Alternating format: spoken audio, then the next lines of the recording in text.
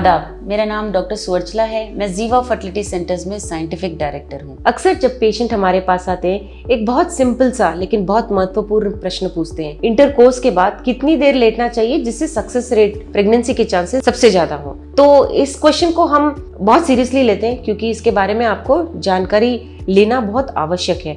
याद रखिए कि इंटरकोर्स के बाद जब सीमन छूटता है तो वो वजाइनल एरिया में रह जाता है और जब ऊपर जाता है वो सिर्फ स्पर्म जाता है, स्पर्म अकेले नहीं आता है, वो बहुत छोटे होते हैं, इसलिए सीमन के साथ, वो लिक्विड के साथ जब आता है, लिक्विड बाहर रह जाता है, स्पर्म्स निकल जाते हैं। जो लिक्विड होता है बहुत जेली लाइक होता है, माने कि जैसे गम जैसे, बाद में जैसे 15-20 मिनट निकल जाते हैं वो पानी के जैसे हो जाता है, उसका क्वालिटी ही वही है, उसमें से स्पर्म्स निकल के छूट के चले जाते हैं। तो ये बहुत तुरंत होता रहता है, इसलिए आपको लेटने की कोई जरूरत नहीं है। और आप देख सकते हैं कि जैसे ही सर्विक्स से निकलते हैं वो गर्भ में चले जाते हैं।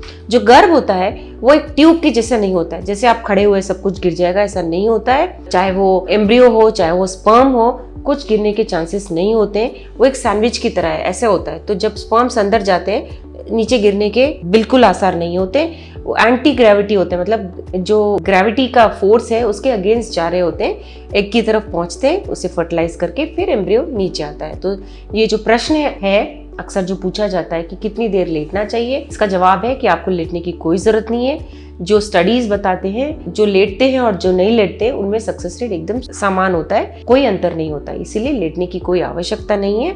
स्पर्म्स अपना काम स्वयं करना जानते हैं। इसके बारे में अगर आपको और जानकारी चाहिए अवश्य जीवा फर्टिलिटी सेंटर्स आइए। हमने इस वीडियो बनाने के लिए बहुत मुशक्कत की है, मेहरबानी करके हमें लाइक और सब्सक्राइब जरूर कीजिएगा। शुक्रिया।